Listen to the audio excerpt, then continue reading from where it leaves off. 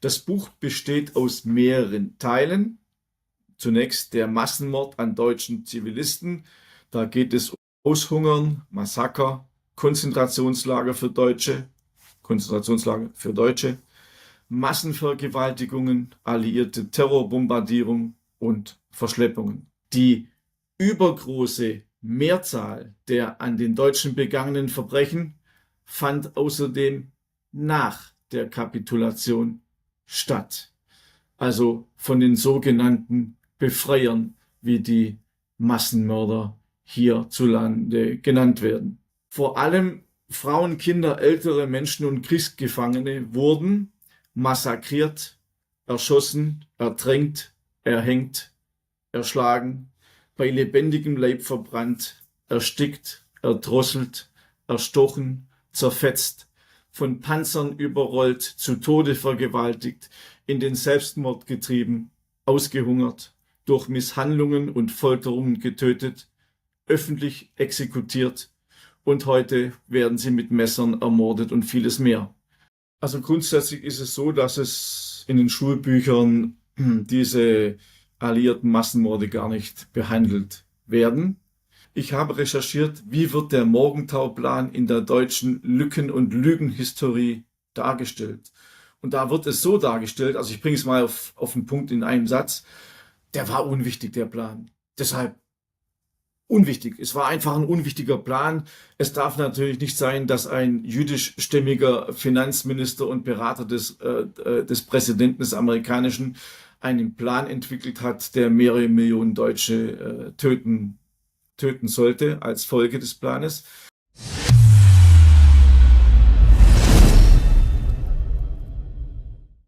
Herzlich willkommen, Herr Dr. Krant. Ich grüße Sie. Hallo, Herr König, grüße Sie. Ja, Sie haben uns Ihr neuestes Buch mitgebracht und ich habe auch schon die ersten Seiten sehen dürfen. Wir sprechen da von fast 1000 Seiten insgesamt und der Titel lautet: Deutschland muss vernichtet werden. Völkermord, Vertreibung und Zersetzung des deutschen Volkes von 1914 bis heute. Und ich habe auch die ersten Bilder gesehen von Massakern, von vergewaltigten Frauen, von hingerichteten Menschen. Und das ist brutal. Brutal und absolut mehr als Gänsehaut, erschreckend und schockierend. Und ich denke, wer das Buch gelesen hat, der wird neu über die deutsche und europäische und teilweise auch über die Weltgeschichte nachdenken müssen. Und ich möchte Sie jetzt erst nochmal, weil es so ein krasses Thema ist, erst nochmal den Zusehern nochmal vorstellen. Dr. H.C. Michael Krant, Sie sind 1963 geboren und arbeiten seit 1992 als investigativer Journalist, Publizist in den Bereichen Wirtschaft, Finanzen und Zeitgeschichte in Deutschland, Europa und Südamerika. Und Sie haben an zahlreichen Fernsehreportagen mitgewirkt, unter anderem bei der britischen BBC, dem kanadischen Channel 4, dem österreichischen ORF und den deutschen Sendern RTL, Sat1, Pro7. Und Sie waren Experte zu vielen Themen in verschiedenen Talkshows in Deutschland, Europa. Sie haben mittlerweile über 5000 Fachcontents verfasst und bisher 37 Bücher publiziert. Ja, und das waren insgesamt mehr als 800.000 Exemplare. Und sie waren circa 265 Wochen in den deutschen, österreichischen Bestsellerlisten von Spiegel, Focus, Stern, Manager Magazin und Handelsblatt. Und 2005 erhielten sie die Stauffer-Medaille für besondere Verdienste um das Land Baden-Württemberg verliehen. 2011 bekamen sie diese Ehrendoktorwürde für ihren journalistischen Arbeiten, investigativen Recherchen und so weiter und so fort. Ja, also für mich mit dieser Vita sind sie ja, wenn ich das mal so sagen darf, fast schon ein Mainstream-Journalist, der sich traut, Themen anzugehen, die wir nicht aus dem Mainstream kennen.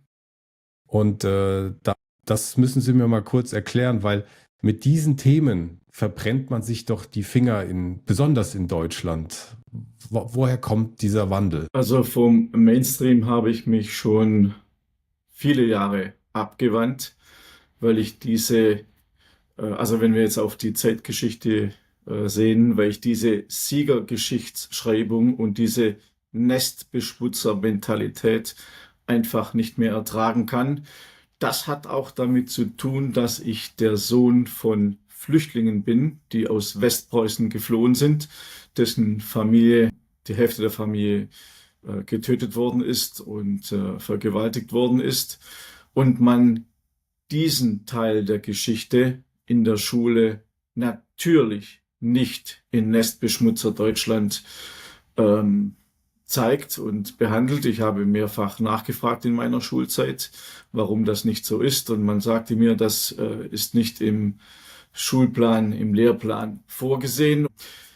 Ich werde später noch ein paar Ausführungen machen zu den Opfern erster und zweiter Klasse, und die Deutschen gehören einfach zu den Opfern der zweiten Klasse. Und das hat mich so wütend gemacht, dass ich einfach mal meine Hitler-Buchreihe Adolf Hitler eine Korrektur geschrieben habe.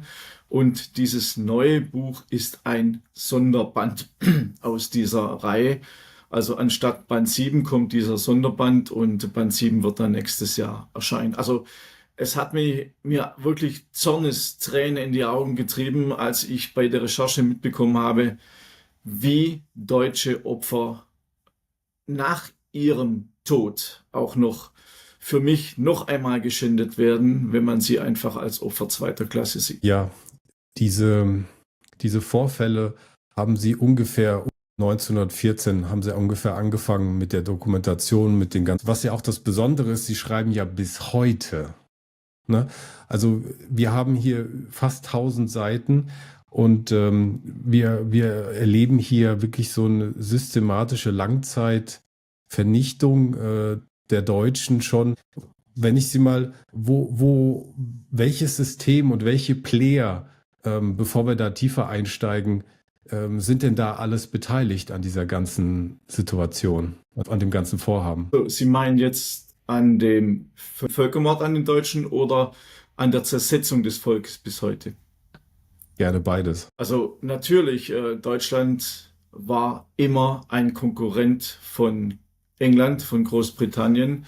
Die Engländer haben sich immer angemaßt, auf dem Kontinent die starke Macht zu sein. Und das haben sie auch eindeutig gesagt. Deshalb gab es auch den Ersten und den Zweiten Weltkrieg, wie ich in meinen Büchern belege. Und die Zersetzung des deutschen Volkes, deshalb auch der Titel Zersetzung, die Zersetzung hält ja bis heute an durch die Masseneinwanderung und durch die Einbürgerung von kulturfremden Menschen und die Zurückdrängung eigentlich ich nehme mal das Wort von Cem Özdemir, was mir aber nicht so passt, aber was es irgendwie beschreibt, von Bio-Deutschen. Das mag jetzt für viele eine rechtsradikale Parole zu sein, aber in meinem Buch belege ich das mit Statistiken, mit verifizierten Statistiken. Und wenn wir schon bei dem Thema sind, das Buch hat über 2100 Quellen, und ich bin mir sicher, dass keiner nur eine einzige Quelle juristisch wegklagen kann, weil die Quellen alle sauber sind. Ich komme nur zu anderen Schlüssen wie der Mainstream und die Nestbeschmutzer-Historie. Dann lassen Sie uns doch gleich mal einsteigen mit dem ein oder anderen, das will ich gar nicht so sagen, aber in dem Buch haben Sie einige Massaker dokumentiert, auch teilweise sogar mit Fotoaufnahmen. Vielleicht steigen wir einfach mal knallhart ein. Bei Ihnen habe ich Fotos und Berichte gefunden von Hannelore Thiele, die wurde 7-mal vergewaltigt, und Inge Zaun im Alter von 18 Jahren wurde sogar 60-mal vergewaltigt oder geschändet von Soldaten der Roten Armee.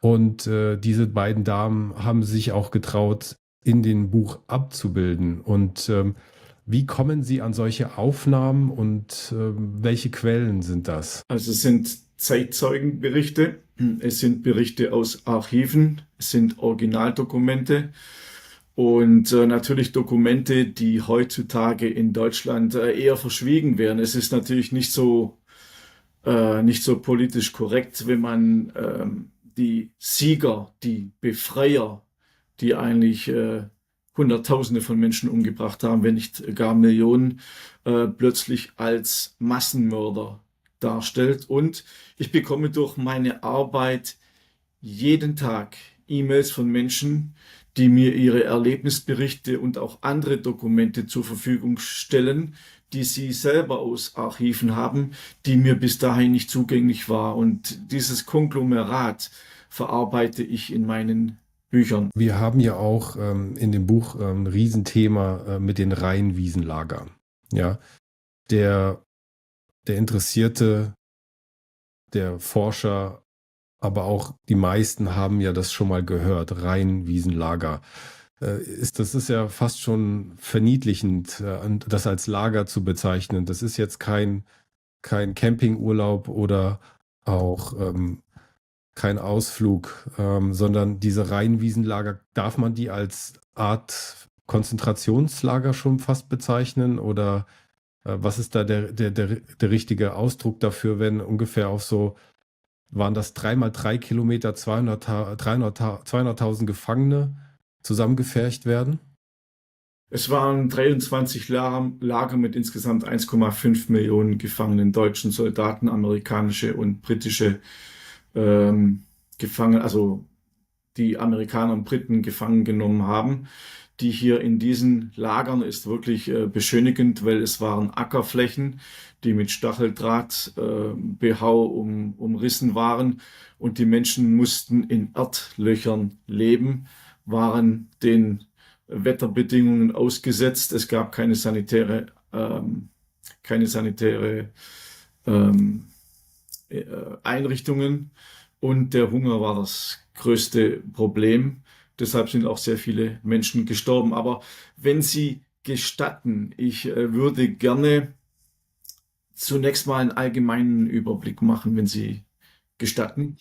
Und zwar, man muss einfach feststellen, und das ist natürlich politisch total unkorrekt, die Gewalt der Alliierten richtete sich nicht gegen die Nazis, sondern hauptsächlich gegen Frauen, Kinder, Greise, körperlich Behinderte, Verwundete und Gefangene. Wo hören Sie das? Und das ist das Ergebnis meiner Recherchen. Die übergroße Mehrzahl der an den Deutschen begangenen Verbrechen fand außerdem nach der Kapitulation statt. Also von den sogenannten Befreiern, wie die Massenmörder hierzulande genannt werden. Die Selbstverständlichkeit, wie darüber hinweggegangen wird, machte mich immer noch traurig, aber auch wütend. Deshalb auch dieses Buch, das einfach ein Denkmal sein soll für die Menschen, für die Millionen von Opfern, die vergessen werden, Deutsche. Wir dürfen nämlich unsere Toten und unsere Opfer nicht vergessen. Deshalb gehe ich in meinem neuen Buch auf die Massenvernichtung der Deutschen ein und auch auf die Zersetzung des deutschen Volkes bis heute, die Angela Merkel hauptsächlich zu verantworten hat. Deshalb ist sie auch auf dem Titelbild. Vor allem Frauen, Kinder, ältere Menschen und Kriegsgefangene wurden massakriert, erschossen, ertränkt, erhängt, erschlagen, bei lebendigem Leib verbrannt, erstickt, erdrosselt, erstochen, zerfetzt, von Panzern überrollt, zu Tode vergewaltigt, in den Selbstmord getrieben, ausgehungert, durch Misshandlungen und Folterungen getötet, öffentlich exekutiert und heute werden sie mit Messern ermordet und vieles mehr. Dazu kam ein anderer Schrecken, der wohl ebenfalls in seiner Dimension einmalig in der Weltgeschichte ist, und zwar, Sie haben es schon angedeutet, die Massenvergewaltigung von deutschen Mädchen und Frauen, von der meine Familie selbst betroffen war. Meine Großtanten wurden selbst mehrfach vergewaltigt. Sie konnten es nicht mehr zählen, wie oft. Sie haben mir aber davon erzählt. Der Großteil der Vergewaltigungen fand 1944 und 1945 statt, und zwar in den sowjetisch besetzten Gebieten. In vielen Fällen wurde, wie gesagt, eine Frau nicht nur einmal vergewaltigt, sondern mehrfach. Und was ich auch in meinem Buch nicht neu, aber verschwiegen, das wird heutzutage verschwiegen, recherchiert habe, ist, dass die Franzosen und die Amerikaner den Russen in nichts nachstanden bei den Vergewaltigungen. Das ist natürlich von den sogenannten Befreiern, von den GIs, die Schokolade verteilen und gut zu uns waren. Ja, meine Quellen dazu sind die Militärgerichte der Amerikaner selbst, Zeitzeugenberichte, Kirchenbücher und Pfarrer, die Opfer und auch Ärzte, die Opfer betreut haben. Also wie gesagt, jede einzelne Quelle, ich kann es mal gerne zeigen, ist in meinem Buch angegeben, 2100 Quellen. Jede einzelne Quelle ist nicht widerlegbar. Also wenn es auch versucht werden sollte, ich freue mich darauf, dass man die Quellen widerlegen kann, weil man kann sie eigentlich nicht widerlegen. Und trotz all dem Grauen, was die unschuldigen Menschen erleben mussten, gilt heute im politisch korrekten Mainstream das Aufzählen und Hinweisen auf Kriegsverbrechen der Alliierten als Bestandteil, ich zitiere, als Bestandteil der Literatur von Holocaust-Leugnern. Zitat Ende. Kann man das glauben? Wenn ich auf die Vergewaltigung meiner Tanten und meiner Großnichten, die mit vorgehaltener Pistole zuschauen mussten, wie ihre Mütter vergewaltigt wurden, hinweise, dann werde ich als Nazi diskriminiert. So verrückt blöd ist Deutschland geworden und deshalb auch dieses Buch. Ja, das ist ja eine ganz billige Strategie, um die Dinge da in einen Topf zu werfen und nicht differenziert zu betrachten.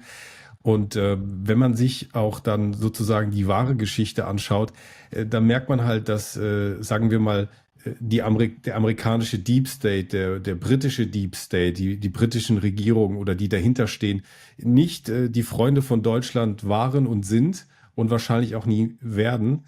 Ganz besonders geopolitisch gesehen, Amerika und England machen da ja komplett ihr eigenes Ding.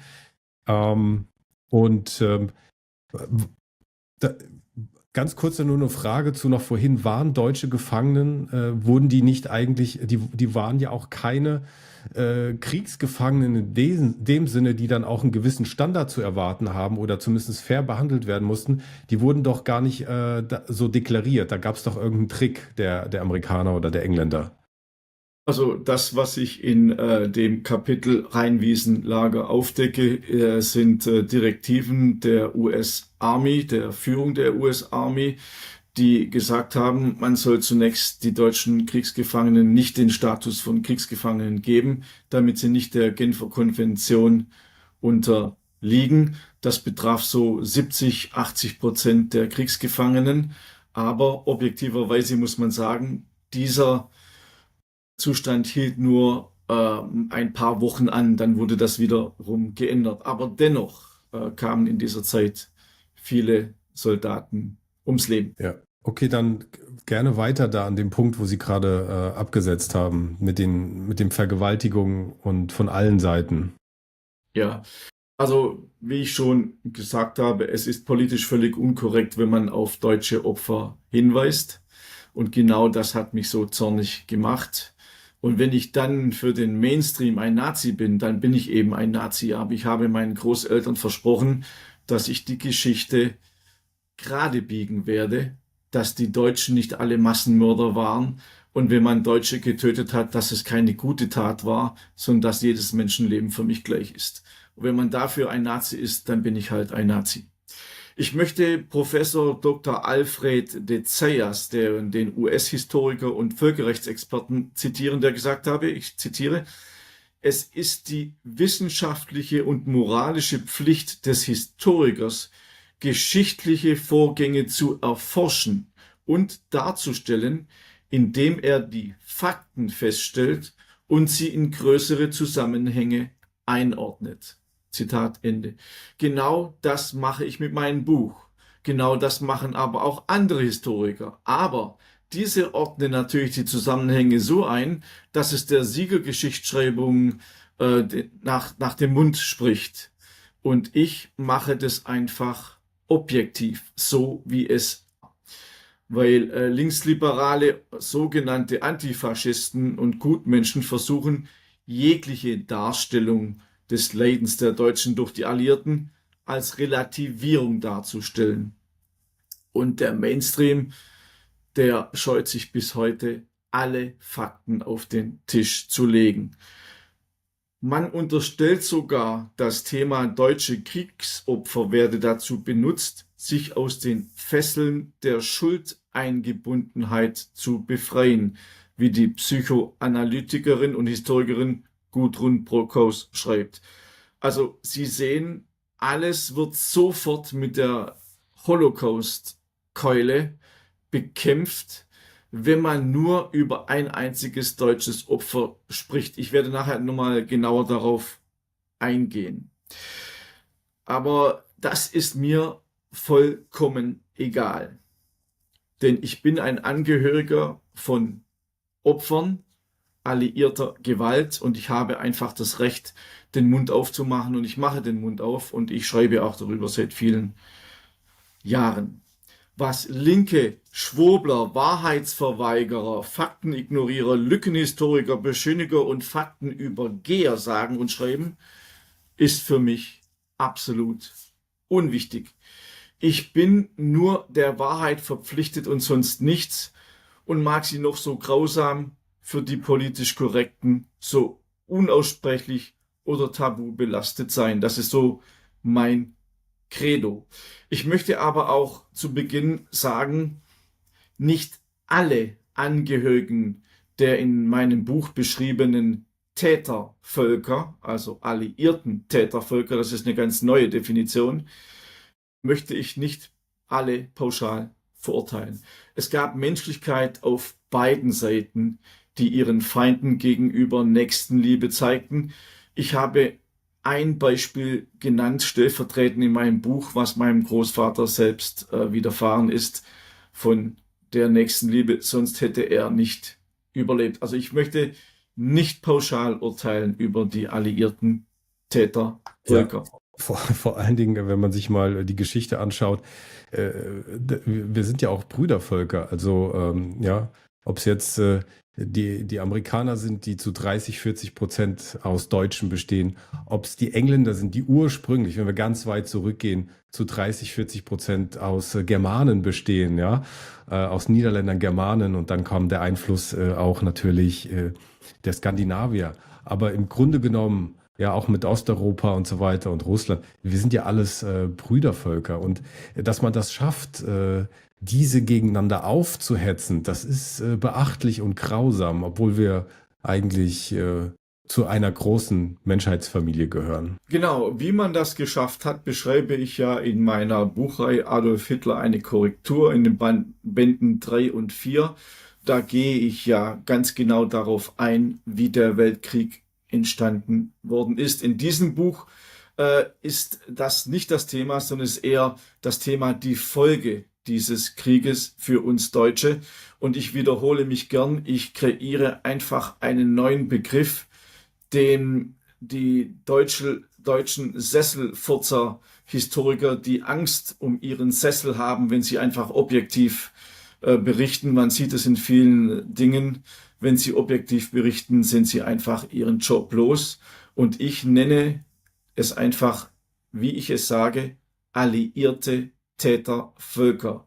Engländer, Franzosen, Amerikaner, Polen und Sowjetrussen. Das sind die alliierten Tätervölker und ich nenne sie hier beim Namen, was eigentlich so noch keiner gemacht hat, weil unter Tätervolk wird ja immer nur das Deutsche, werden immer nur die Deutschen benannt. Das ist in meinen Augen keine Volksverhetzung, sondern das ist in meinen Augen das Konglomerat meiner 2100 Quellen und meiner Recherchen. Man kann einfach einen Sowjetrussen, der eine Frau erschießt, kann man nicht als Nicht-Täter benennen, sondern er ist ein Täter. So, deshalb sage ich alliierte Tätervölker. Herr Grant, haben Sie eine ungefähre Zahl für uns, was dann noch nach 1945 oder dazwischen drin bis um die Zeit herum, welche deutschen Opfer nach dem Krieg noch verursacht wurden von den Alliierten? Gibt es da eine ungefähre Schätzung? Es gibt eine Zahl und das Novum in meinem Buch ist, dass ich eine Gesamtbilanz zusammengetragen habe über alle deutschen Opfer. Diese Gesamtbilanz, Sie müssen sich so vorstellen, es steht das Datum dran, der Ort, das Massaker und wie viele Tote äh, es waren. Und diese Gesamtbilanz geht über mehrere Seiten. Das gibt es in keinem Geschichtsbuch auf der ganzen Welt, diese Gesamtbilanz.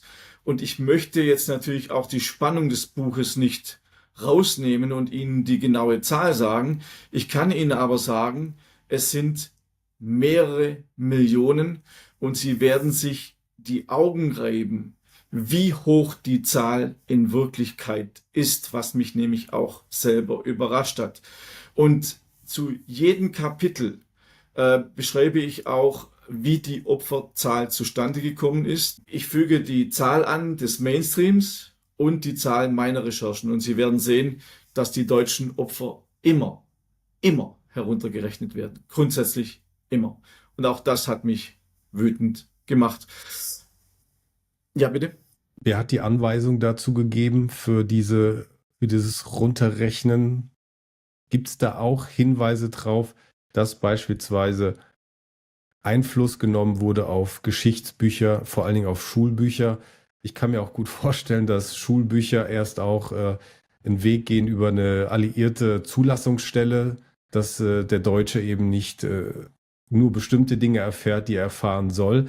Gibt es da irgendwelche Anzeichen, wer da Anweisungen trifft diesbezüglich grundsätzlich? Also grundsätzlich ist es so, dass es in den Schulbüchern diese alliierten Massenmorde gar nicht behandelt werden. Die werden nicht behandelt. Und ich habe in meinem Buch ja ein paar Beispiele drin. Ein Beispiel ist die Historikerkommission, die die Toten von Dresden meiner Meinung nach gnadenlos heruntergerechnet hat. Ich beweise in meinem Buch über 10 Seiten, warum die Historikerkommission falsch gelegen hat, welche Ungereimtheiten es gegeben hat. Und ich belege auch, warum es diese Historikerkommission überhaupt gab, weil darauf ist noch gar keiner gekommen, kein Historiker. Warum gab es die überhaupt? Naja, ich habe mal recherchiert. In dem Jahr, in dem die Historikerkommission von der Stadt Dresden eingesetzt und auch bezahlt worden ist, Achtung, auch bezahlt worden ist, war die NPD mit über 9% in der Stadt, im Stadtrat vertreten. Und die NPD hat immer gesagt, die Toten von Dresden ist höher als das, was man offiziell sagt. Und dann hat die Stadt Dresden eine Historikerkommission eingesetzt und hat plötzlich die Toten, die damals bei 250 bis 300.000 gelegen hat, plötzlich auf 25.000 Tote runtergerechnet.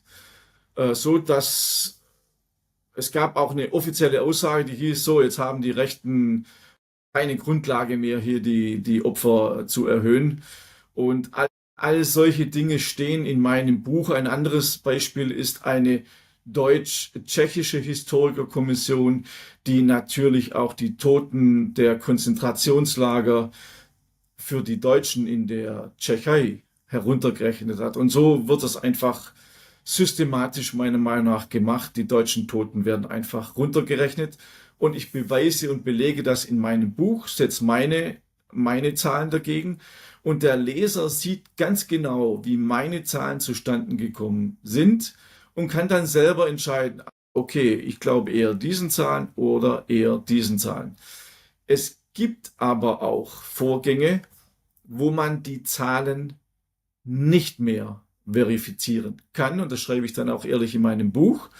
Also zum Beispiel bei den Rheinwiesenlagern, wenn ein kanadischer Historiker sagt, es waren 1 Million Tote und ich recherchiert habe, wie er zu dieser Zahl gekommen ist, muss ich einfach sagen, es ist eine total unsaubere und schlampige Arbeit. Diese 1 Million Tote ist Propaganda.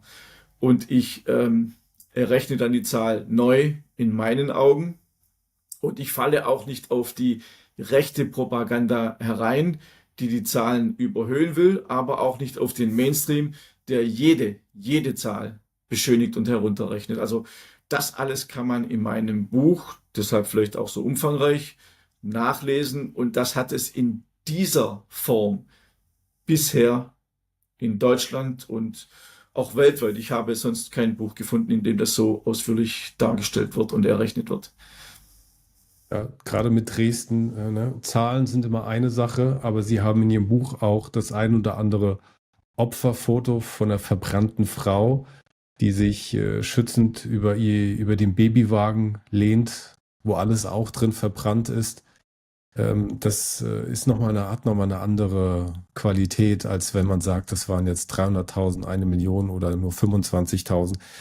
Wenn man dann wirklich die Opfer sieht, das Kind hätte ja auch wieder Kinder bekommen und alles und wie viele Menschenleben da als moralische Kriegswaffe, ne? Demoraling oder wie man das dann auch ausdrückt, die Moral vernichten der Bevölkerung, was gar keine militärischen Ziele sind, ist schon absolut pervers, unakzeptabel und einfach nur super krank, wer sowas anordnet.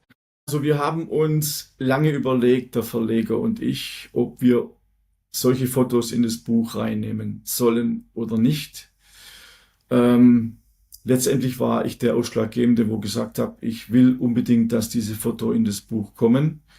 Nicht aus Masochismus, sondern weil ich der Meinung bin, es ist endlich, und entschuldigen Sie den Ausdruck, Gottverdammt, endlich die Zeit, dass man dem deutschen Toten in die Augen sieht. Und ein Bild sagt mehr als 1000 Worte.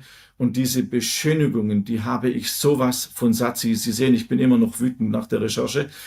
Wir müssen einfach dem Grauen, dem unseren Volk angetan wurde, auch visuell in die Augen sehen. Deshalb auch diese Fotos von kastrierten Männern, vergewaltigten Frauen.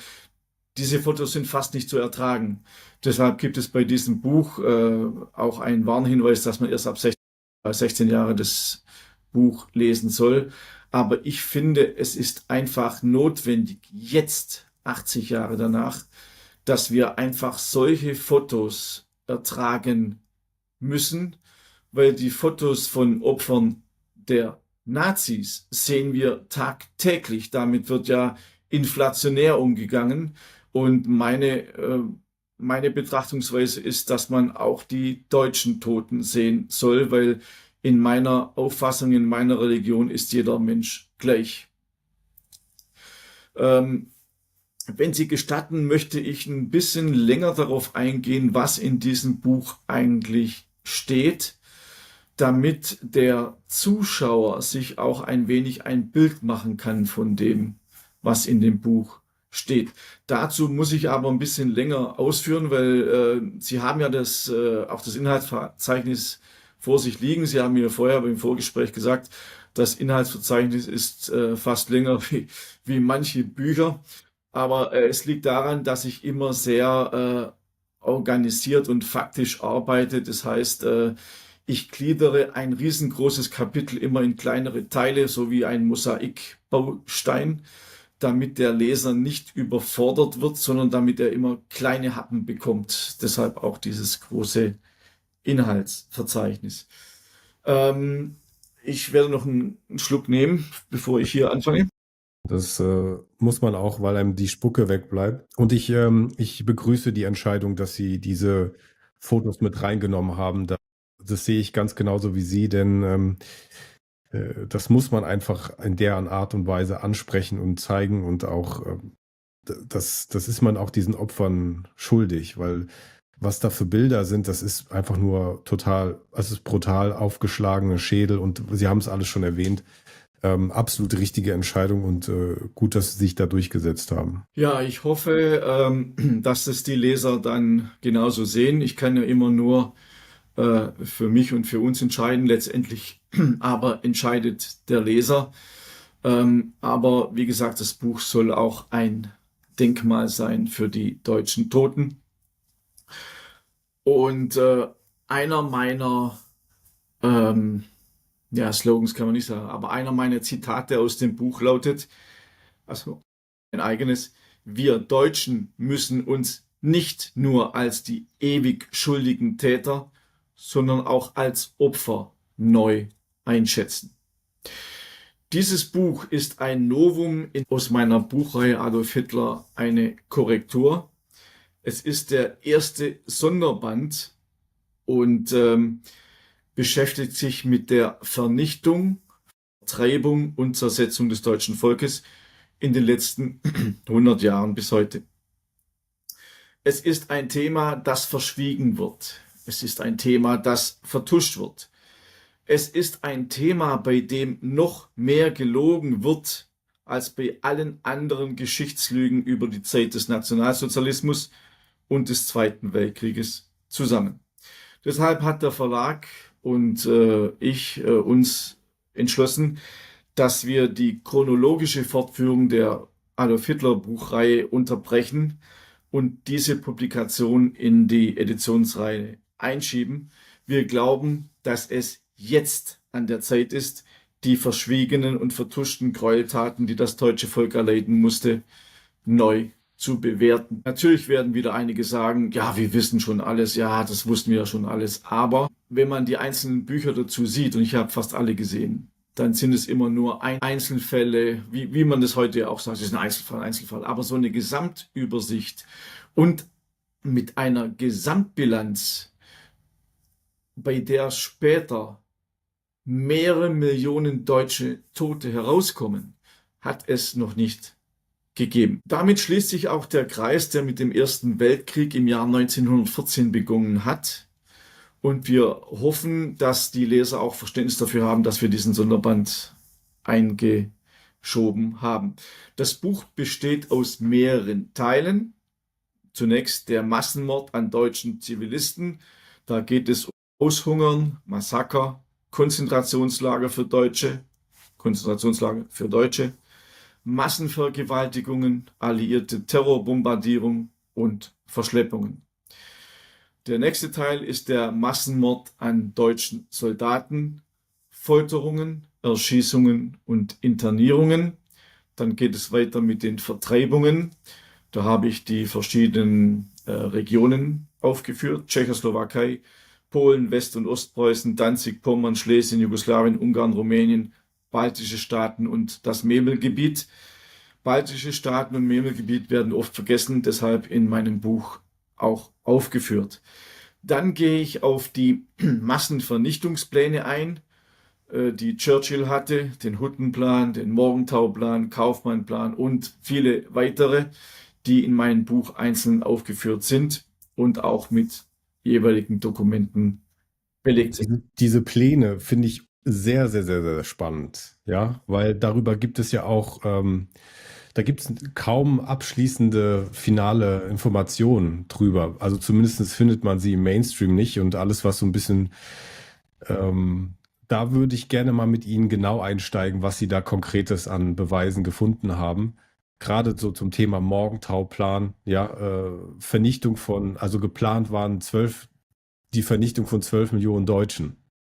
Ja, gab es diesen Plan? Morgenthau war der nicht Finanzminister damals zu der Zeit? Ja, er war Finanzminister und einer der engsten Berater des Präsidenten Roosevelt.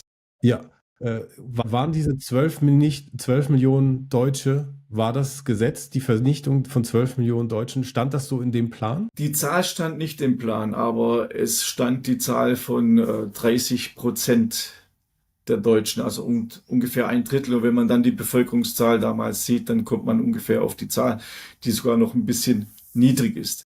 Also in diesem Kapitel ist auch neu: Viele kennen ja den Morgenthau-Plan. Das ist ja kein Geheimnis. Aber jetzt kommt wieder das Neue in meinem Buch. Ich habe recherchiert, wie wird der Morgenthau-Plan in der deutschen Lücken- und Lügenhistorie dargestellt. Und da wird es so dargestellt, also ich bringe es mal auf den Punkt in einem Satz, der war unwichtig, der Plan. Deshalb unwichtig. Es war einfach ein unwichtiger Plan. Es darf natürlich nicht sein, dass ein jüdischstämmiger Finanzminister und Berater des Präsidenten des amerikanischen einen Plan entwickelt hat, der mehrere Millionen Deutsche töten sollte als Folge des Planes. So wird es eben dargestellt. Und dann habe ich recherchiert, wer mich kennt, der weiß, dass ich da sehr genau bin, wie wichtig war dieser Plan tatsächlich? Und da bin ich natürlich zu dem Schluss gekommen. Ich habe viele Dokumente, ich habe Tagebücher von Morgenthau selber. Ich habe die Aufzeichnungen von Churchill, ich habe Aufzeichnungen vom Weißen Haus und so weiter genommen, die in Deutschland einfach gar nicht publiziert werden. Und da stellt sich heraus, dass dieser Morgenthau-Plan sehr, sehr wichtig war. Und der war beschlossene Sache. Und jetzt fragt man sich natürlich, warum wurde der nicht umgesetzt, der Plan? Churchill hat dem Plan zugestimmt. Er war dafür, klar, der deutschen Hasser und Massenmörder, er war natürlich gleich dafür, dass man diesen Plan umsetzt. Aber warum wurde er nicht umgesetzt? Und es hat nichts damit zu tun, dass Roosevelt plötzlich Gewissensbisse bekommen hat. Im Gegenteil. Roosevelt stand vor der Wiederwahl. Und Umfragen haben ergeben, es gab ja auch viele Deutsche in den USA, und Umfragen haben ergeben, dass dieser Morgenthau-Plan vielleicht Grund dafür gewesen wäre, dass man ihn nicht wählt. Und deshalb hat Roosevelt gesagt, okay, dann lassen wir das Thema. Das ist der wahre Grund. Also nicht, weil die Amerikaner plötzlich Nächstenliebe gezeigt hätten, sondern knallharte Machtallüren, damit der Präsident wiedergewählt worden ist. Und es war ja später auch so, er wurde ja auch wiedergewählt. Und Morgenthau war davon natürlich sehr enttäuscht, weil er hat sich schon gesehen als denjenigen, der den Plan des Jahrhunderts hier eingebracht hat und dass man den auch umsetzen konnte. Und genauso gehe ich mit jedem einzelnen Plan vor. Ich gehe aber auch gegen rechtsradikale Propaganda vor in Plänen, die man heute als wahr verkaufen wollte, die es aber so in Wirklichkeit nicht gab. Die wurden auch von Rechten so konstruiert, dass die Pläne dann letztendlich Wahrheit sein sollten, was aber nicht stimmt. Aber dazu möchte ich dann genauer eingehen in zukünftigen Videos. Also ich bin da absolut objektiv. Ich beurteile die Pläne danach, wie sie waren. Aber ich entlarve auch die Pläne, die heutzutage als rechtspopulistische Propaganda benutzt werden, als das, was sie sind, als Propaganda und sonst nichts. In meinem Buch geht es in einem Teil, das sind, glaube ich, über 100 Seiten, geht es auch um die Zersetzung des deutschen Volkes. Ich habe dieses Wort gewählt, Zersetzung, weil es meiner Meinung nach genau passt. In diesem Teil des Buches geht es um Merkels Grenzöffnung, um die Millionenflut, um die Migranten- und Flüchtlingskriminalität, um Masseneinbürgerungen und um die Abschiebetäuschung auch unter Friedrich Merz. Das Buch ist aktuell Stand Ende Oktober 2025, also aktueller kann ein Buch eigentlich gar nicht sein. Deshalb Angela Merkel auf dem Titelbild, weil viele mich schon vorab gefragt haben, warum ist sie da drauf? Sie hat auch dazu beigetragen, zwar nicht an der Massenvernichtung, aber an der Zersetzung des deutschen Volkes. So schließt sich der Kreis. Ja, ja, natürlich kann man dann auch noch nach den Ursachen fragen, warum sind überhaupt diese Flüchtlingsströme im Nahen Osten entstanden? Welche Player hatten dort welche Interessen? Und wir wissen ja auch schon jetzt im informierten Kreis, es gibt wissenschaftliche Arbeiten zum Thema Migration as a Weapon. Ja, da sind auch die Amerikaner, aber mit Sicherheit auch die Engländer ganz vorne mit dabei, wie man Flüchtlingsströme einsetzt, um andere Wirtschaftszonen zu schwächen, um Unruhe zu schaffen und sich selber damit weiterhin on top, also an der Spitze der Welt Macht zu halten, indem man eben seinen Gegner strategisch schwächt. Und Merkel hat da mit Sicherheit ihren Part gespielt, sonst hätte sie das ja nicht getan, weil es ist ja ihre Aufgabe, Schaden vom deutschen Volke zu halten. Das hat sie ja offensichtlich nicht getan. Und beispielsweise Länder wie Polen haben es ja auch hinbekommen, sich nicht überlaufen zu lassen. Und es findet sich ja immer, ja, man muss sich halt dann wirklich fragen, von wem hat sie dann die Befehle empfangen und umgesetzt, weil das kann es ja nicht sein. So, zu diesem Thema habe ich ein wenig eine andere Meinung, weil Sie wissen, ich gehe immer journalistisch vor. Ich habe in meinem Buch auch ein Foto mit KI generiert. In dem Foto steht Adolf Hitler unter syrischen Flüchtlingen. Und da fragen sich natürlich viele, wenn sie das Foto angucken, wieso steht Hitler mitten in syrischen Flüchtlingen? Und ich habe natürlich recherchiert, warum, genau die Frage, die Sie gestellt haben. Warum hat Merkel die Grenzen geöffnet? Was war der Grund dafür? Und da ich nicht einer bin, der irgendwelche Propaganda nachbetet, sondern ich gehe wirklich als investigativer Journalist den Fakten nach, habe ich verschiedene Aussagen von Politikern gefunden und auch von Angela Merkel selber, die sinngemäß lauten: Wegen unserer belastenden Geschichte hat Merkel die Grenze geöffnet, damit Deutschland in der Welt ein anderes Gesicht bekommt. Und jetzt sind wir wieder bei dem Bild, das ich kreiert habe. Aber Hitler das steht andere unter, Gesicht das deutsche Bild wird ja komplett gerade verändert. Also das Deutsche wird ja gerade so verwässert, dass du ja in Innenstädten, der Kanzler hat ja vom Stadtbild jetzt gesprochen. genau, aber das war eigentlich der Grund, warum Merkel die Grenze geöffnet hat. Sie wollte Deutschland ein freundliches Gesicht geben. Und für mich bedeutet das im Klartext: Hitler ist schuld daran, dass Merkel die Grenzen geöffnet hat. Also man kann es einfach auf diese einfache Formel bringen. Und ich habe auch zu dem Thema recherchiert, das Sie vorher angesprochen haben. Gibt es eine geheime Elite, die Staatsoberhäuptern befiehlt, dass man die Bevölkerung austauscht? Und dazu habe ich keine juristisch belegbaren Beweise gefunden. Ich schreibe aber in meinem Buch, wenn mir Leser juristisch verifizierbare Beweise vorlegen können, dass zum Beispiel, wie Sie jetzt angesprochen haben, Angela Merkel von irgendjemand den Befehl erhalten hat, den Bevölkerungsaustausch vorzunehmen, bin ich offen für das Thema. Ich selber habe ihn nicht gefunden. Ich habe nur Indizien gefunden. Und diese Indizien für den Bevölkerungsaustausch, die sind in meinem Buch dann auch abgebildet. Also Sie sehen, das Buch behandelt die Zeit von 1914 bis heute und eigentlich jedes Kapitel in diesem Buch ist eine absolute Diskussion wert und wird auch für viel Aufsehen. Ja, es ist spannend. Es ist ja auch immer die Devise Follow the Money, ne? Und Ja, wenn man mal schaut, welche Gruppen, ich spreche jetzt beispielsweise von NGOs, die beispielsweise von George Soros finanziert werden, die sehr bemüht sind, in den arabischen Ländern, in der Türkei und sonst überall, natürlich Flyer zu verteilen oder Facebook-Posts zu machen, Anleitungen zu vergeben, wie man denn in Deutschland am einfachsten migriert oder immigriert.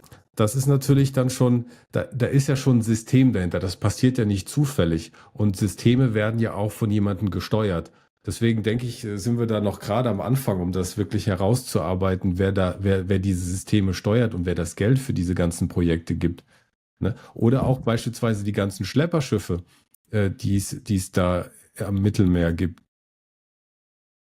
dazu habe ich ja ein Buch geschrieben, Staatsgeheimnis NGO-Finanzierung, wo ich das ganz genau aufgezeigt habe, wer welche Gelder bekommt. Das ist jetzt aber nicht das Thema des Buches, das wir heute besprechen. Ich will in meinem Buch nur aufzeigen, wie das deutsche Volk bis heute zersetzt wird. Das war mir einfach wichtig, weil, wie gesagt, jeder Teil dieses Buches hätte natürlich ein eigenes Buch sein können mit 500 bis 800 Seiten, aber es war einfach nicht möglich. Deshalb habe ich mich dazu entschlossen, ich muss es leider so ausdrücken, nur die schlimmsten Verbrechen an unserem Volk und diejenigen, über die am meisten Lügen verbreitet werden, zu dokumentieren. Aber eins haben alle Teile gemeinsam. Ich habe es schon vorher gesagt, die Zahl der deutschen Opfer wird zwanghaft, wirklich zwanghaft heruntergerechnet. Mein Buch ist der Versuch der Millionen von Frauen, Kindern, alten Menschen, Kriegsgefangenen, Wehrmachtsangehörigen zu gedenken, die zum großen Teil gestorben sind und vergessen und noch schlimmer sogar stigmatisiert werden, verhöhnt und verteufelt. Um es klipp und klar zu sagen, ich will nicht aufrechnen, weil das ist ja gleich das nächste Argument, das kommt. Aber es muss endlich, und ich sage es nochmal, Gottverdammt endlich erlaubt sein, dass man das schier unbeschreibliche Grauen, das auch die Deutschen erlebt haben, objektiv darstellt. Und zwar ohne, dass man gleich in die Nazi-Ecke gedrängt wird.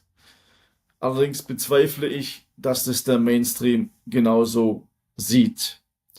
Über das Thema Holocaust, also Shoah, werde ich ein Extraband publizieren, aber erst in einigen Jahren. Da bin ich noch an der Recherche, die mich im Moment auch sehr schockiert, was mit diesem Thema so alles gemacht wird. Die Vernichtung der Deutschen ist in den deutschen Medien überhaupt nur wenige Zeilen wert. Es gibt wahrscheinlich Wichtigeres.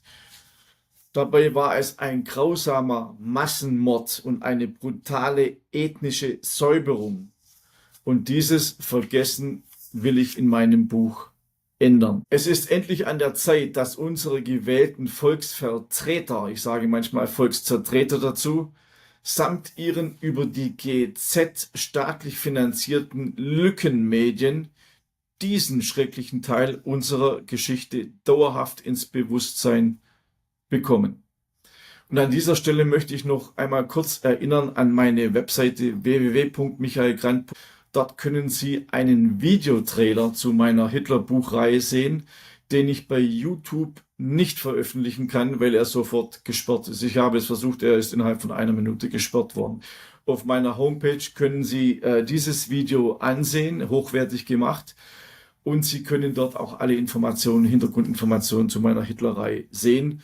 Genauso wie auf meinem YouTube-Kanal MG-Klartext. So, das war der kleine Werbe-Einspieler. Ja, wir können auch noch sagen, dass das Buch ist jetzt, wir haben jetzt hier unter dem Video einen Link, da kann man dann direkt auf den Kopfverlag gehen und sich das aktuelle Buch schon vorbestellen oder je nachdem, wann Sie das Buch schauen, auch gleich bestellen. Also ich muss sagen, so viele Seiten und so viel Informationen, da ist der Preis schon mehr als fair, muss ich sagen. Also das ist schon wirklich gut, wie Sie das hinbekommen haben. Ich muss auch dazu noch sagen, gut, dass Sie das ansprechen.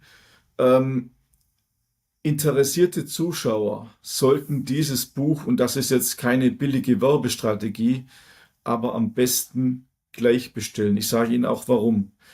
Wir befürchten, der Verlag und ich, dass dieses Buch nach Erscheinen sofort versucht wird zu verbieten mit einer einstweiligen Verfügung oder mit einer Zensur oder Blockade. Aber ein nicht erschienenes Buch kann man nicht verbieten. Das heißt, wenn Sie es heute bestellen, das Buch, bekommen Sie es auch ausgeliefert, weil der Kopfverlag natürlich schneller ist wie eine staatliche Behörde, die erstmal einstweilige Verfügung oder sonst irgendwas ausschreiben muss.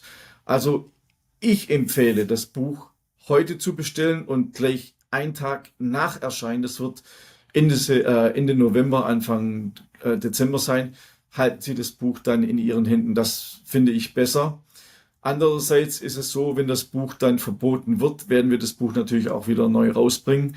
Aber trotzdem, wer dieses Original dann haben will, dann bitte gleich bestellen.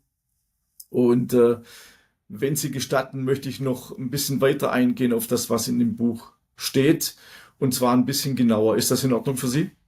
Ah, Und zwar gehe ich der Frage nach, weshalb ist Irrdeutschland das einzige Land auf der Welt, das seine Geschichte zu seinen, Achtung, Ungunsten fälscht?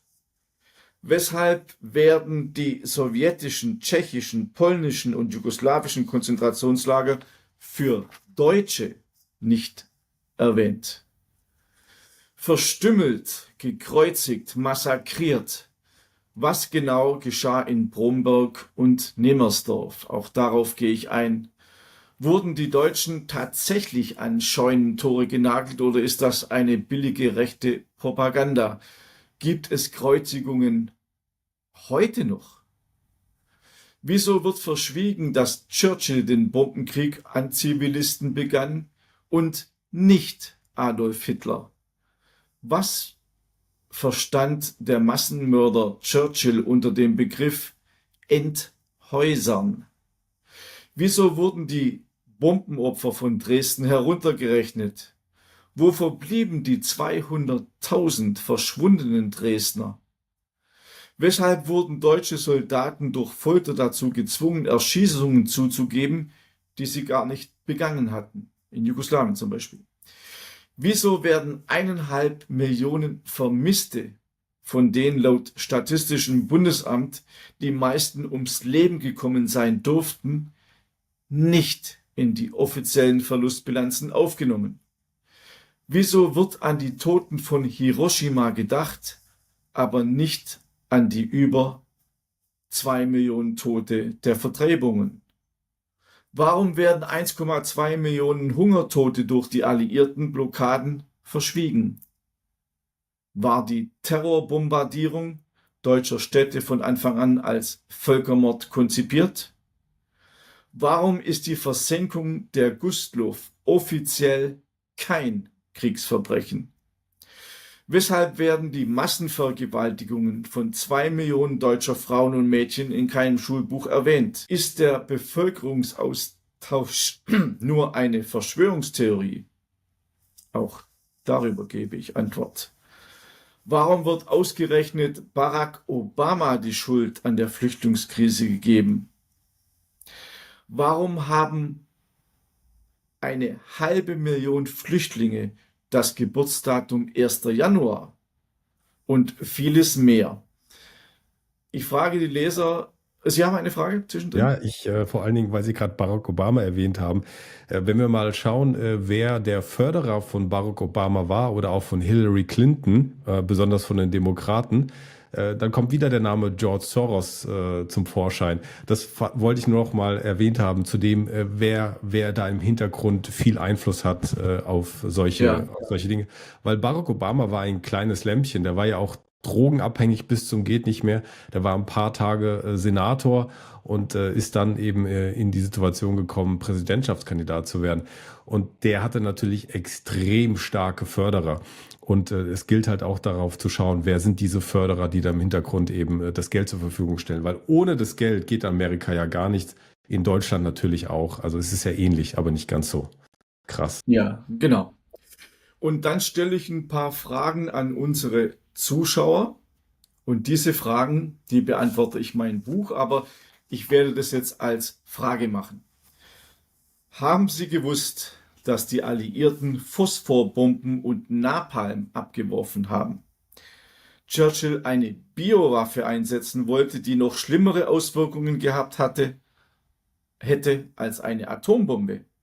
Haben Sie bewusst, dass bereits 1953 überlegt wurde, die Deutschen durch Masseneinwanderung zu reduzieren, dass über 80% der Schutzsuchenden gar keinen Schutz brauchen, dass Polen schon 15 Jahre vor den Nationalsozialisten KZs für die deutsche Minderheit errichtet hatte, dass die Tschechen im ehemaligen NS-KZ Theresienstadt planten, Deutsche zu vergasen, Haben Sie das gewusst? Das alles steht mit verifizierten Dokumenten in meinem Buch. Haben Sie gewusst, dass deutsche Lagergefangene Leichen mit dem Mund berühren und sogar Kot essen mussten? Dass Polen wie die Nationalsozialisten Menschen nach einem ethnischen Rassismus klassifizierten? Dass die Sowjets auch Frauen vergewaltigten, die sie aus KZs befreiten? Die Sowjets sogar noch nach der Kapitulation Städte bombardierten? Haben Sie gewusst, dass die Sowjets das NS-Konzentrationslager Buchenwald für deutsche Häftlinge nach dem Krieg weiterführten? Dass über 1,2 Millionen deutsche Kriegsgefangene den Tod fanden? Haben Sie gewusst, das Thema hatten wir vorher, dass in den Rheinwiesenlagern auch Invaliden und Amputierte interniert waren und die Amerikaner vorsätzlich das Verhungern forcierten? Dass Deutschland zustimmte, tschechischen Mördern und Vergewaltigern Straffreiheit zu gewähren, den Deutschen aber nicht? Haben Sie gewusst, dass 70.000 sich aus Angst vor der Roten Armee das Leben nahmen, dass ein G-Day geplant war, bei dem Millionen Deutsche durch Giftgas getötet werden sollten? Haben Sie gewusst, dass Das war Flüchtlinge... in Italien war das gewesen, ne? Da hatten die Fässer gelandet. Genau, aber der Plan war, 30 deutsche Städte mit Giftgas zu bombardieren.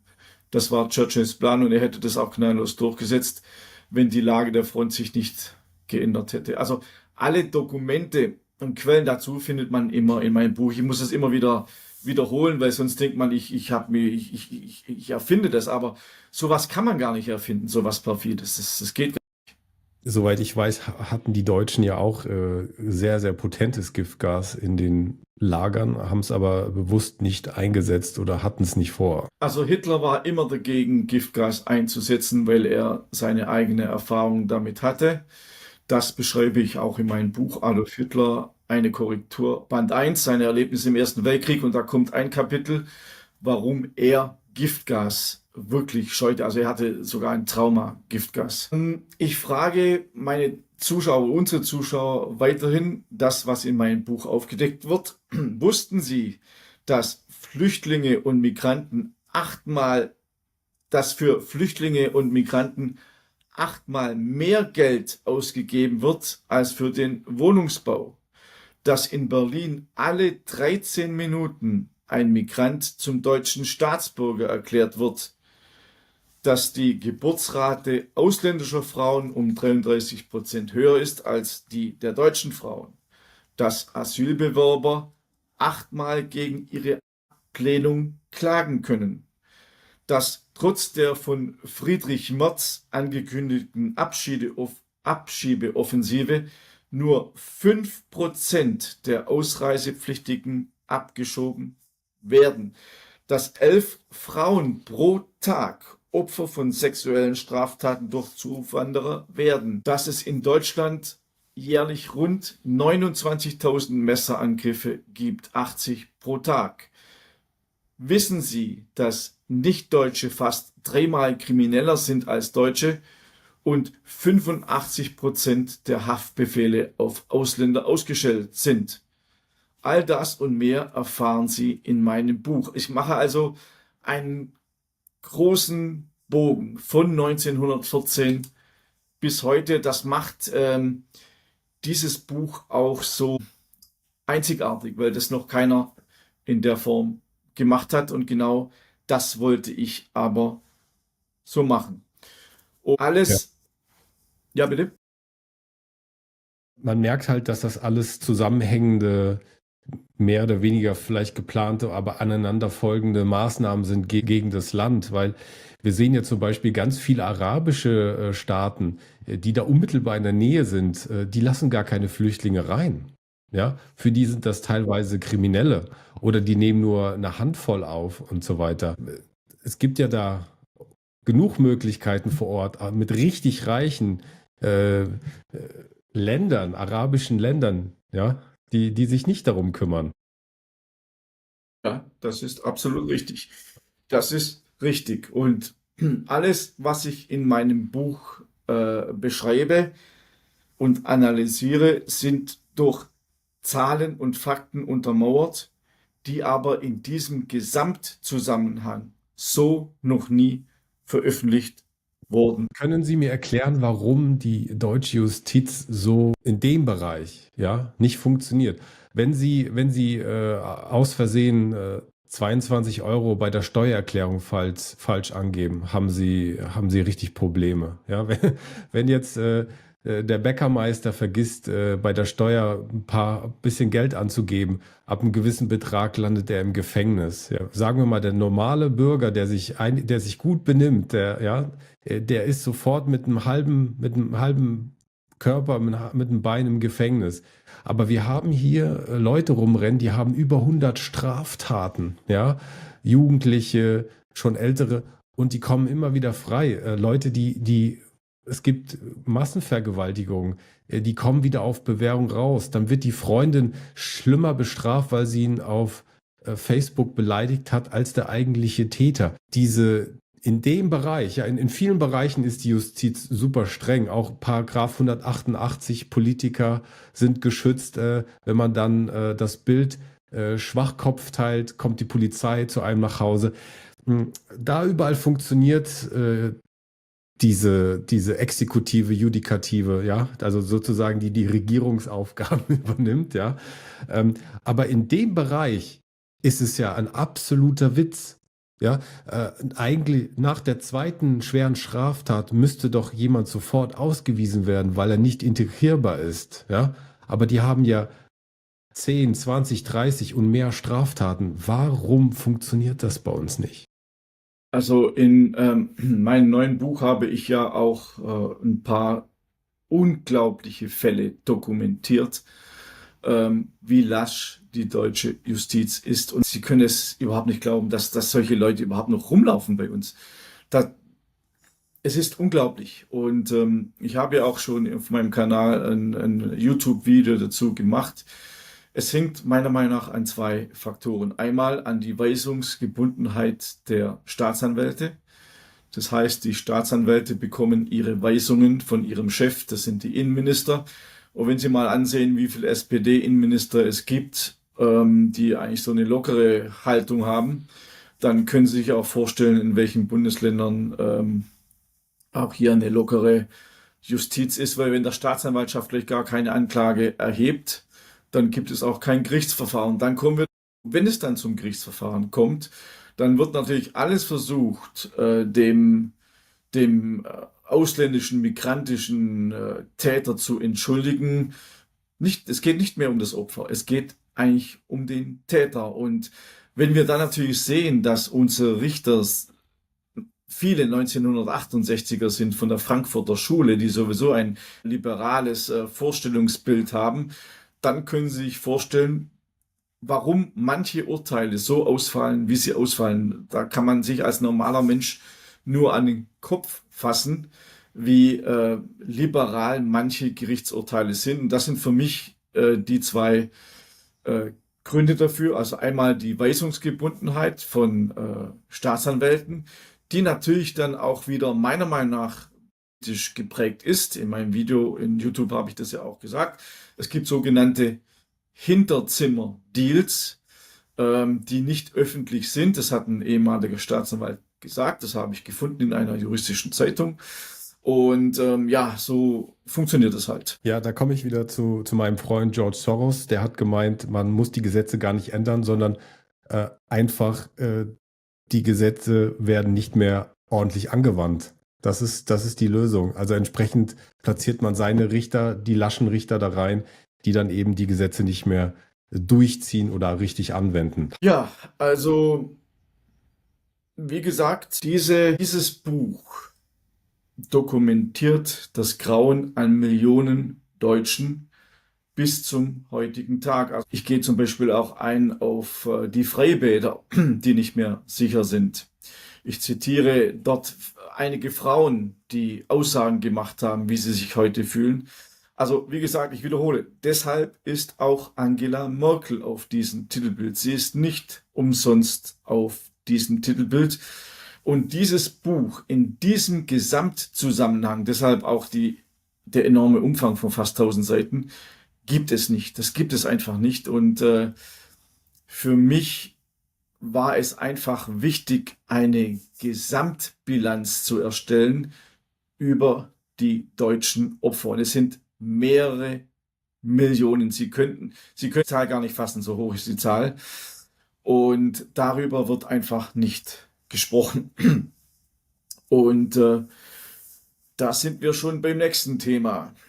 In diesem Zusammenhang sind wir wirklich ein Volk von Massenmördern, weil das wird uns ja so aufoktroyiert, dass wir ein Tätervolk sind.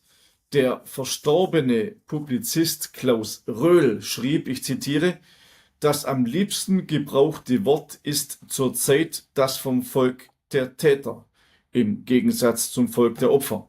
Das Tätervolk sind die Deutschen. Andere Tätervölker gibt es nach dieser Leseart nicht. Weder Türken, Russen oder Chinesen, nicht einmal die Kambodschaner, die unter Pol Pot ein Drittel ihres eigenen Volkes ermordeten. Wenn wir richtig verstehen, soll damit eine Art gesamtschuldnerische Haftung begründet und festgeschrieben werden, nicht nur der Überlebenden des Zweiten Weltkrieges, sondern auch ihrer Kinder und der in unserem Jahrhundert aufwachsenden Enkel und Urenkel. Eine Forderung, die von Generation zu Generation verlängert wird. Zitat Ende. Und das beschreibt es natürlich sehr, sehr gut, wie das heute gedreht wird. Es gab ja, Sie können sich vielleicht auch erinnern, den Politikwissenschaftler Daniel Jonah Goldhagen, der das Buch geschrieben hat, Hitlers willige Vollstrecker. Darin hat er ja die These, dass das gesamte deutsche Volk kollektiv Antisemiten und Massenmordbefürworter waren. Und diese Kollektivschuldthese, an dem alle Deutschen schuldig sind an den Verbrechen des NS-Regimes, ist eine Nemesis der Geschichte, eine zwangsläufige Folge, so wird es ja dargestellt. Und so haben es ja auch Weizsäcker und Köhler haben das ja auch so verkündet. Die Ursache von Flucht und Vertreibung waren wir selber. Das heißt, die Schuld der Nachgeborenen wäret in den Augen unseres Polit-Establishments ewiglich und geht mit einer in der Welt beispiellosen nationalen Erniedrigung einher. Die müssen sich einfach mal überlegen, wenn man sagt, wir sind ein Volk der Täter, dann frage ich ganz eindeutig, wer ist damit gemeint? Sind damit auch die Menschen gemeint, die dem NS-Regime Widerstand entgegenbrachten, die Gegner Hitlers, die deutschen Verfolgten? Das sehen Ja, Sie gerade sogar, genauso parallel in Palästina, wo jedes palästinensische Kind auch ein Terrorist ist. genau, so ist Und jede es. Ja, Frau. 50% sind unter 15 und dann Frauen und Kinder und alles sind Terroristen und vor unserer Haustür findet ein Genozid statt, Massenvernichtung und kaum jemand tut was. ja. Oder ich frage eindeutig, was sagen die eingedeutschten Syrer, Türker, Griechen, wenn sie plötzlich zum Tätervolk gehören?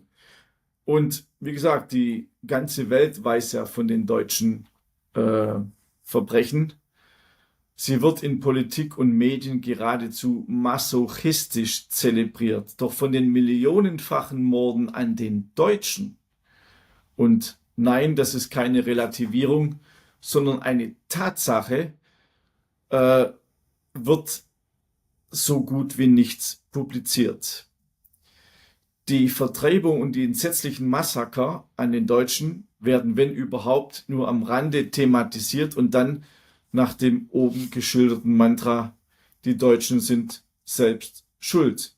Deshalb ist deren Ermordung ja nicht so schlimm und auf gar keinen Fall darf man das gegeneinander aufrechnen. Das ist so unglaublich, dass es mir Tränen in die Augen treibt. Und dazu kommt, wie ich schon mehrfach erwähnt habe, dass die deutschen Opfer konsequent nach unten und die Opfer der Deutschen konsequent nach oben gerechnet werden.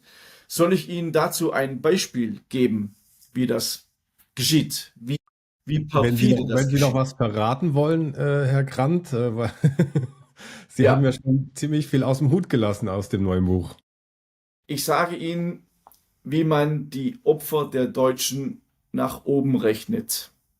Es ist ein Beispiel, und zwar über die Zahl der sowjetischen Kriegsopfer, die ja immer mit über 20 Millionen angegeben wird. Die Deutschen sind schuld, dass so viele gestorben sind in der Sowjetunion. Mitte der 1980er Jahre schrieb die Neue Zürcher Zeitung in der damals noch meinungsfreien Schweiz, ich zitiere: Für Statistiker bleibt der Verdacht bestehen, dass die heute immer wieder genannte Zahl von 20 Millionen sowjetischer Kriegstoten auch die Opfer von Säuberungen einschließt, zumal Stalin selbst 1946 von 7 Millionen sprach und die wenige Jahre später erschienene große Sowjetenzyklopädie sie auf 10 Millionen bezifferte. Zitat Ende. Hubertus Knabe, manche kennen ihn, er ist Historiker und ehemaliger Leiter der Gedenkstätte Berlin-Hohenschönhausen, sagte, ich zitiere: Wenn Rotarmisten zurückwichen vor der Wehrmacht, wurden sie von den Blockadeeinheiten einfach erschossen. Von hinten, weil das nicht vorgesehen war. Und selbst beim Führungspersonal 1941 und 1942, da schreibe ich hier an einer Stelle, wurden mehr sowjetische Generäle durch sowjetischen Terror getötet als durch die deutschen militärischen Maßnahmen.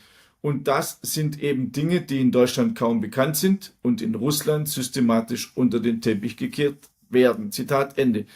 Also alle diese Toten werden später natürlich den Deutschen zugerechnet und somit stieg natürlich auch die Zahl. Im Gegenzug werden aber die deutschen Opferzahlen, ich habe schon erwähnt, heruntergerechnet und deshalb gibt es für mich Opfer erster und zweiter Klasse. Das Motto heißt, nicht deutsche Opfer sind schlimm.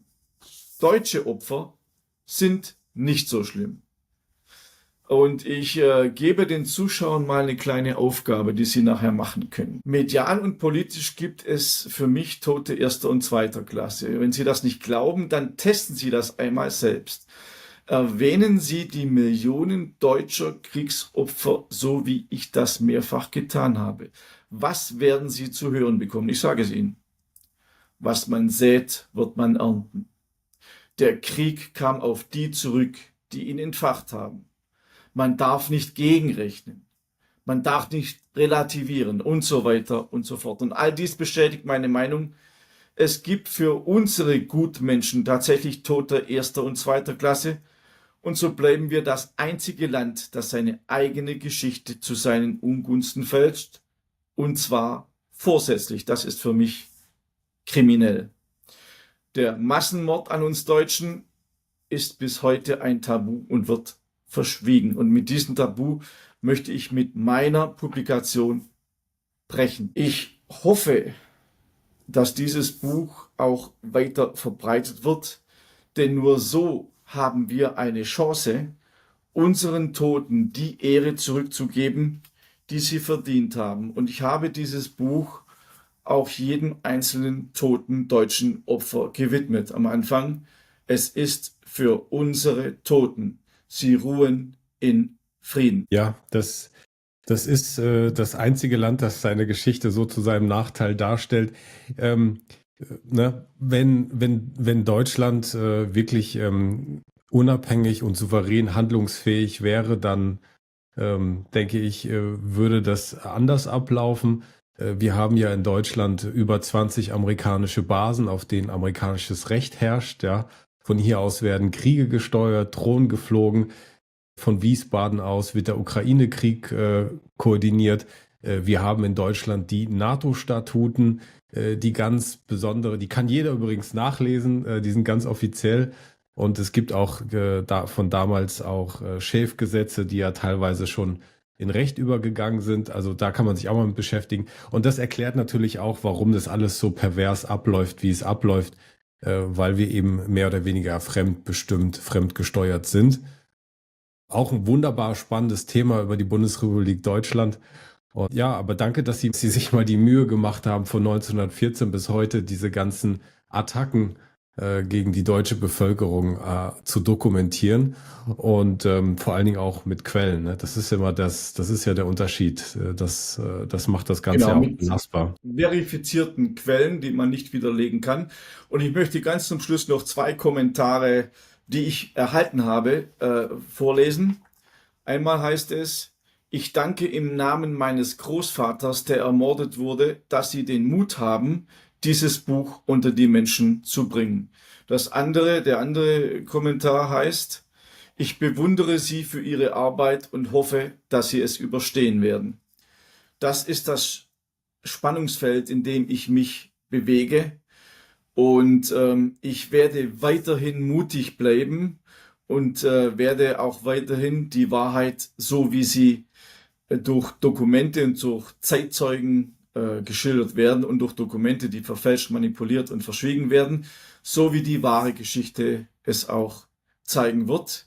Und noch einmal, ich bin der Sohn einer Opferfamilie. Und dieses Buch ist nicht nur meiner Familie, sondern auch allen anderen gewidmet, die von den alliierten Tätervölkern grausam umgebracht worden sind. Ja, Herr Dr. Grant, vielen Dank, dass Sie Ihr Buch vorgestellt haben. Deutschland muss vernichtet werden. Völkermord, Vertreibung und Zersetzung des deutschen Volkes von 1914 bis heute. Schwere Kost, aber sehr wichtige Kost. Und ich denke, die Zeit ist reif, genau für diese Themen. Irgendwie ist es der Zeitgeist. Es passiert gerade ziemlich viel in der Welt. Die Nachrichten sind von monatlich oder jährlich auf fast wöchentlich, manchmal sogar täglich, verdichten sich die Ereignisse auf der Welt. Auch in Amerika passiert gerade viel. Die Amerikaner, kann man auch fast sagen, wachen auf einer gewissen Art und Weise auf, merken auch, dass sie teilweise auch fremdbestimmt werden von Interessengruppen. Und es passiert gerade viel auf der Welt. Wir haben neue geopolitische Spieler. Wir haben China, Indien, Russland. Und ich denke mal, Deutschland wird dann irgendwann auch wieder seinen Platz finden müssen, denn Europa hat nicht wirklich eine Zukunft, weil es ja die Ausbeutung der einzelnen Staaten bedeutet. Und ja, der Euro wird auch kippen, ja, bei den ganzen Schulden. Also wir haben wirklich spannende Zeiten vor uns. Sie in Südamerika können da hoffentlich ein bisschen, ja, können das Ganze objektiv beobachten. Ich bin mir sicher, der Stoff geht Ihnen niemals aus, ja, über was Sie noch alles schreiben können. Und ja, ich bedanke mich im Namen der ganzen Zuseher für den ersten Überblick, ja. Wir haben jetzt ja nur erstmal einen Überblick gemacht, ja. Wir könnten ja über jedes Kapitel ja stundenlang sprechen. Ich denke mal, wir werden auch noch mal auf das eine oder andere gerne eingehen. Und ich finde halt diese alliierten Vernichtungspläne unheimlich spannend, weil das gibt ja so eine strategische Übersicht über die Gedankengänge. Was haben die Entscheidungsträger sich so überlegt gehabt, wenn es dazu gekommen wäre? Was ist Humbug, was ist echt? Da hätte ich echt Bock, nochmal mit Ihnen drauf einzusteigen, weil das ja auch wieder viel zeigt über diese Psychopathen. Was geht in denen vor? Was haben die für Absichten? Was sind das für, warum tun die das? Hat das religiöse Gründe? Hat das irgendwelche Sektengründe? Sind das irgendwelche Verrückten oder sind das einfach nur irgendwelche machtgeilen Eliten? Ich freue mich auf das nächste Gespräch mit Ihnen, Herr Dr. Grant, und danke, dass Sie da waren. Und ich wünsche Ihnen jetzt vor allen Dingen auch viel Erfolg für das Buch, dass das unter viele Menschen kommt und für auch kritische Fragen sorgt überall. Vielen Dank, Herr Grant. Ich danke Ihnen auch, dass Sie mir die Möglichkeit geben, über dieses wichtige Buch zu sprechen. Und ich wünsche den Zuschauern alles Gute. Bis zum nächsten Mal.